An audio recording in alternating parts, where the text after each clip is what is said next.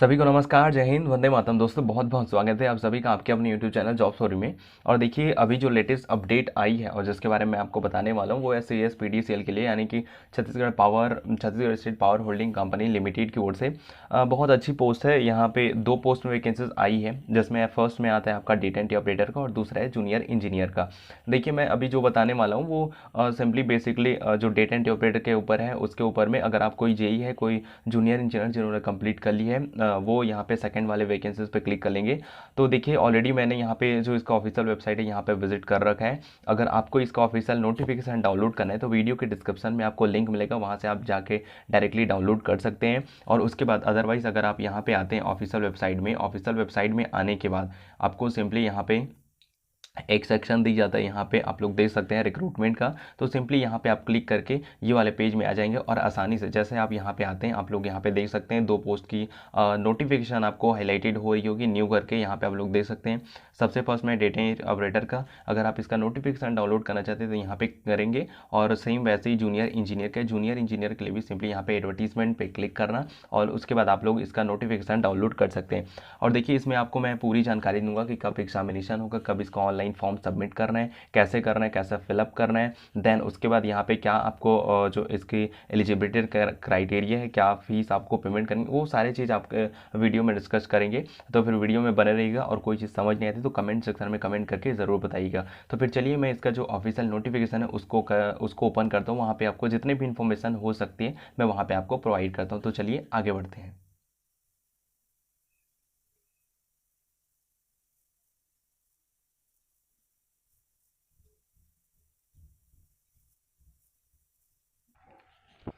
तो यहाँ पे ये है इसका ऑफिशियल नोटिफिकेशन, यहाँ पे आप लोग देख सकते हैं ऊपर में आप लोगों को सारा चीज़ दिखाई दे रहा होगा। और देखिए ये जो वैकेंसीज पब्लिश करी गई है ना, यहाँ पे मैं आपको बता देता हूँ 22/9/2021 को ये वैकेंसीज पब्लिश करी गई है। तो यहाँ पे ये सारा चीज़ है। उसके बाद यहाँ पे जैसे आप स्क्रॉल करेंगे यहाँ पे पदों का विवरण आप लोग देख सकते हैं। देखिए आप लोग को अब यहाँ से थोड़ा डीपली और अच्छे तरीके से समझना होगा। देन इसके लिए सबसे फर्स्ट में यहाँ पे आप लोग देखेंगे तो ये जो यहाँ पे पदों का विवरण में फर्स्ट आता है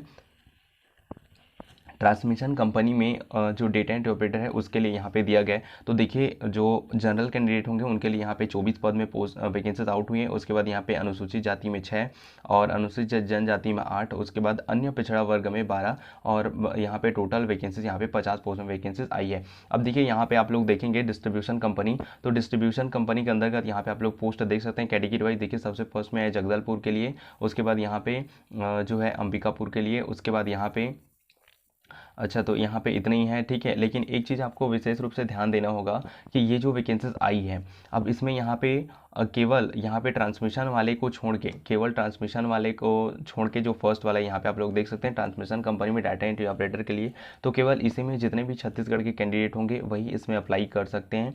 मतलब कि केवल मतलब किसी भी राज्य से बिलोंग करते हैं छत्तीसगढ़ के कैंडिडेट तो वो केवल इस पोस्ट में अप्लाई कर सकते हैं। बाकी जो जगदलपुर के हो गए, अंबिकापुर और उसके बाद जो यहाँ पे रायपुर, बिलासपुर, रायगढ़ और दुर्ग, राजनांदगांव के लिए, तो केवल इसमें आपको जो यहाँ पे दो आपको दिखाई देगा जगदलपुर और अंबिकापुर, तो इसमें केवल जो इसी मतलब क्षेत्र से आते हैं या फिर इसी संभाग से आते हैं केवल वही संभाग के कैंडिडेट इन पोस्ट में अप्लाई कर सकते हैं। बाकी अदर जो डिस्ट्रिक्ट हैं उनके कैंडिडेट इसमें अप्लाई नहीं कर सकते।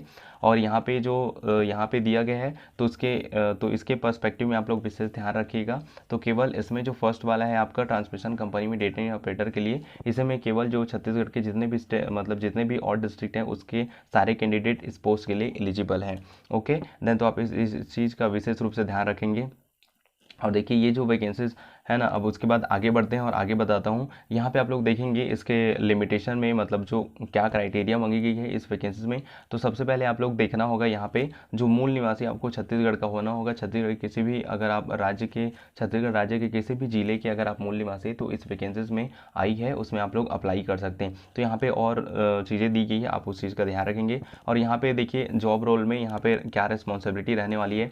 तो सपोज डाटा एंट्री ऑपरेटर के लिए अगर ये वैकेंसीज आउट हुई है तो आपको सिंपली डाटा एंट्री ऑपरेटर से जितने भी रिलेटेड काम होते हैं, जैसे MS ऑफिस हो गया, MS एक्सेस, MS वर्ड, यानी कि मैं बोल दूँ आपको कि जो माइक्रोसॉफ्ट ऑफिस में जितने भी मतलब जितने भी एप्लीकेशंस होते हैं उनमें आपको वर्क करने आनी चाहिए। और देन उसके बाद आपको जो इंटरनेट संबंधी जितने भी कार्य होते हैं वो बेसिकली आनी चाहिए। अब यहाँ पे हम लोग बात कर लेते हैं सैलरी की। तो स्टाइपेंड में आप लोग देखिए, और एक चीज़ और बता देता हूँ, अब आप लोग को डाउट रहने वाली है, आप लोग पूछोगे कि सर क्या ये वैकेंसीज प्रॉपर रेगुलर है, तो यहाँ पे मैं बता देता हूँ ये आपको अनुकंपा नियुक्ति है, अस्थाई है, ये परमानेंट जॉब नहीं है। देन यहाँ पे आप लोग 3 वर्ष का यहाँ पे देख सकते हैं। तो यहाँ पे बेसिक जो सैलरी स्टार्ट होनी है वो आपकी बेसिक सैलरी स्टार्ट होगी 19,800 से लेके हाईएस्ट लेवल जाएगी, है ना, यहाँ पे 62,600 रुपये। यहाँ पे पोस्ट मतलब पे मैट्रिक्स यहाँ पे देख सकते हैं S4 के तहत आप लोग का दिया जाएगा, जिसमें सबसे फर्स्ट वर्ड्स में जब आपकी पहली वर्ड्स होगी तो उसमें आपको 70% आपको सैलरी मिलेगी। देन उसके बाद सेकेंड वर्ड्स में आपको 80% and then last third year में आपको 90% सैलरी मिलेगी। इसके अलावा जो भी भत्ते वगैरह मिलते हैं वो तो आपको जो नॉर्मल एक गवर्नमेंट सर्विस वाले को मिलती है एटलीस्ट बिजली विभाग में उतनी आपको सैलरी मिलेगी। देन यहाँ पे आयु की अगर हम बात कर लेते हैं तो आयु में देखिए यहाँ पे आयु मिनिमम 18 वर्ष है, और वो कैलकुलेट करी जाएगी आपकी 1 जनवरी 2021 के हिसाब से। उसी के हिसाब से आपकी एज को मान के कैलकुलेशन की जाएगी। और यहाँ पे आप लोग देख सकते हैं हाईएस्ट वर्ड, चाहे वो महिला हो, दिव्यांग हो, वो सारी चीज़ें आप लोग देख सकते हैं। और देखिए ये जो वैकेंसीज आई है इसमें महिला और पुरुष दोनों अप्लाई कर सकते हैं, इसमें कोई डाउट वाली बात नहीं है। ओके, देन यहाँ पे शैक्षणिक योग्यता का आप बात करते हैं। देखिए यहाँ पे मोस्ट जो चीज़ यहाँ पे जानने लायक है वो यही है। अगर देखिए अगर आप डेटा एंट्री ऑपरेटर के लिए अप्लाई करते हैं तो इसके लिए सबसे पहले आपको, अगर आप सेकेंड ईयर में हैं तब आप इसमें अप्लाई कर सकते हैं, है ना। सेकेंड मतलब अगर आपने सेकेंड ईयर कंप्लीट कर रखा है, यहाँ पे आप लोग देख सकते हैं UGC मान्यता प्राप्त विश्वविद्यालय से न्यूनतम द्वितीय श्रेणी में स्नातक की डिग्री उत्तीर्ण है ना, यहाँ पे आप लोग देख सकते हैं साफ सुथरे अक्षरों में लिखा है। उसके बाद आपको 1 साल का कंप्यूटर नॉलेज होना चाहिए, मतलब आपके पास 1 साल का कंप्यूटर, अगर आपके पास डिप्लोमा या फिर प्रमाण पत्र या फिर सर्टिफिकेट है तब आप इस वैकेंसीज में अप्लाई कर सकते हैं। और साथ ही साथ आपकी जो की डिप्रेशन है वो 5000 की डिप्रेशन होनी चाहिए प्रति घंटे के हिसाब से। ओके, देन तो ये चीज़ बहुत ज़रूरी है, आप लोग इस चीज़ को देखेंगे और अच्छे से अप्लाई करेंगे। जब आप एलिजिबल हैं तभी आप इस वैकेंसीज में अप्लाई करिए, अदरवाइज़ आप अपना पैसा और टाइम इन्वेस्टमेंट यहाँ पे फालतू मत करिएगा। चलिए फिर आगे बढ़ते हैं।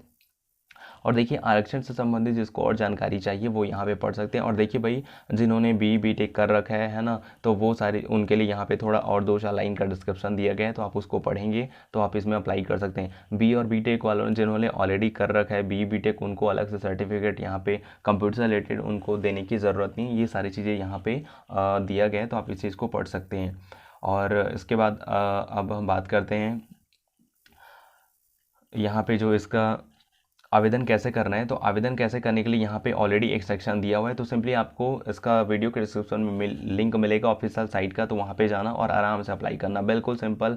वहाँ पे कोई ज़्यादा हैवी आप लोग को चीज़ें नहीं पूछी जाती। बेसिकली जिन्होंने लाइनमैन का फॉर्म भरा होगा उनको पता होगा कैसे है, एकदम बेसिक जानकारी आपसे मांगी जाती है, कोई हाई लेवल का या फिर एकदम क्रिटिकल इसका जो मैं बोल सकता हूँ अप्लाई करने का प्रोसीजर नहीं रहता है, बिल्कुल सिंपल वे में रहता है। फिर भी अगर किसी को कोई दिक्कत होती है अप्लाई करने में तो कमेंट सेक्शन में कमेंट करके ज़रूर पूछना, मैं उसका आपको 100% सोल्यूशन दे दूंगा। देन यहाँ पे अब हम लोग बात करते हैं एप्लीकेशन फ़ीस की।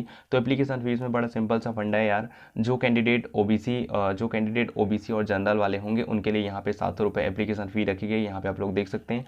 इसके अलावा जो ST/SC कैंडिडेट्स होंगे उनके लिए यहाँ पे 500 रुपये का फीस रखा गया है। अब देखिए इसमें महिला और पुरुष दोनों के लिए इक्वल है, इसमें किसी भी प्रकार के कैंडिडेट को यहाँ पे छूट का प्रावधान नहीं है। उसके बाद देखिए अगर आप इसका पेमेंट करना चाहते हो तो इसके लिए यहाँ पे वेरियस आपको पेमेंट मेथड मोड मिल जाते हैं, जैसे net banking, debit card, credit card, UPI वगैरह, ये सारे चीज़ आप लोग इसमें पेमेंट कर सकते हैं। और एक चीज़ का और विशेष रूप से ध्यान रखना कि अगर पेमेंट आपके अकाउंट से करता है तो वो नॉन रिफंडेबल होता है। इसमें आपको किसी प्रकार की अगर आपका सिलेक्शन नहीं होता एग्जामिनेशन में भी तो आपको ये रिफंडेबल नहीं होगा। ओके, अब हम लोग बात करते हैं एप्लीकेशन को लास्ट डेट कब होगी सबमिशन की। तो अगर आप इस वैकेंसी में अप्लाई करना चाहते हैं तो इसके लिए लास्ट डेट यहाँ पे 28 अक्टूबर 2021 को शाम को यहाँ पे समय दे सकते हैं 23:59, यानी कि रात के 11:59 तक आप लोग इसको अप्लाई कर सकते हैं।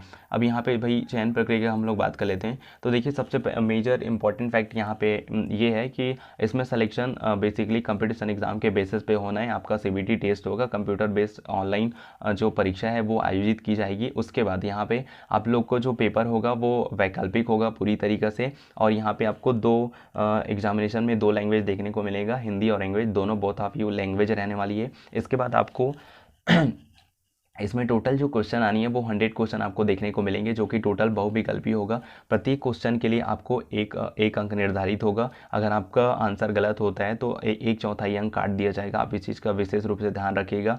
देन उसके बाद यहाँ पे टोटल आपको क्वेश्चन सॉल्व करने के लिए आपको 2 घंटे का टाइम ड्यूरेशन मिलने वाली है। यहाँ पे हम लोग बात करते हैं सिलेबस की। तो सबसे पहले यहाँ पे आप लोग देखेंगे आपको क्या क्या पढ़ना होगा अगर आप इस वैकेंसीज में अप्लाई करते हैं। तो यहाँ पे सिंपली सामान्य ज्ञान जिसमें 25 अंक निर्धारित किए गए हैं। उसके बाद आपका सामान्य कंप्यूटर हो गया, सामान्य मानसिक योग्यता, उसके बाद सामान्य गणित हो गया। उसके बाद आपको जो नॉर्मल हिंदी होता है, सामान्य व्याकरण, सामान्य हिंदी व्याकरण, उसके बाद सामान्य इंग्लिश ग्रामर। ओके देन, तो यहाँ पे आप लोग देख सकते हैं यहाँ पे इसका जो मार्क्स है वो दिया गया, तो आप लोग इसको बेसिकली देख सकते हैं। और देखिए भाई यहाँ पे जो कौशल विकास होना है, मतलब जो कौशल परीक्षा होनी है उसमें आप लोग देख सकते हैं कौशल प्रतियोगिता में यहाँ पे आप लोग देख सकते हैं 5000 की डिप्रेशन हिंदी में और 5000 की डिप्रेशन इंग्लिश में प्रति घंटा, जिसमें 50-50 अंक निर्धारित हैं। और एक चीज़ और बता देता हूँ, जो एग्जामिनेशन होगा कंप्यूटर बेस्ड टेस्ट होगा, उसमें जो जनरल और पिछड़ा वर्ग कैंडिडेट हैं उनको यहाँ पे 40% लाना होगा अंक सिलेक्शन के लिए। एटलीस्ट जो फर्स्ट स्टेज होता है सीबीटी टेस्ट एग्ज़ाम निकालने के लिए उनको 40% अंक लाना होगा। उसके बाद जो अनुसूचित जाति और जनजाति के कैंडिडेट होंगे उनको यहाँ पे 30% अंक लाना होगा सीबीटी टेस्ट को क्लियर करने के लिए। तो फिर उम्मीद करता हूँ मैं आप लोग को कि ये वैकेंसीज आप लोग को पसंद आई होगी। अगर ये वैकेंसी की नोटिफिकेशन आपको पसंद आई होगी या फिर आपका किसी भी प्रकार का कोई डाउट होगा तो प्लीज़ कमेंट सेक्शन में कमेंट करके ज़रूर बताइएगा। और चैनल में ऐसी नोटिफिकेशन जानने के लिए चैनल को सब्सक्राइब कर सकते हैं। मे भी अगर आप लोग इंटरेस्टेड हैं तो किसी भी कोई प्रेशराइज वगैरह नहीं है। तो फिर चलिए यार, मिलते हैं किसी और अच्छी अपडेट में, नई वैकेंसी के अपडेट के साथ। तब तक सबको bye bye, have a great day. जय हिंद, वंदे मातरम, जय भारत।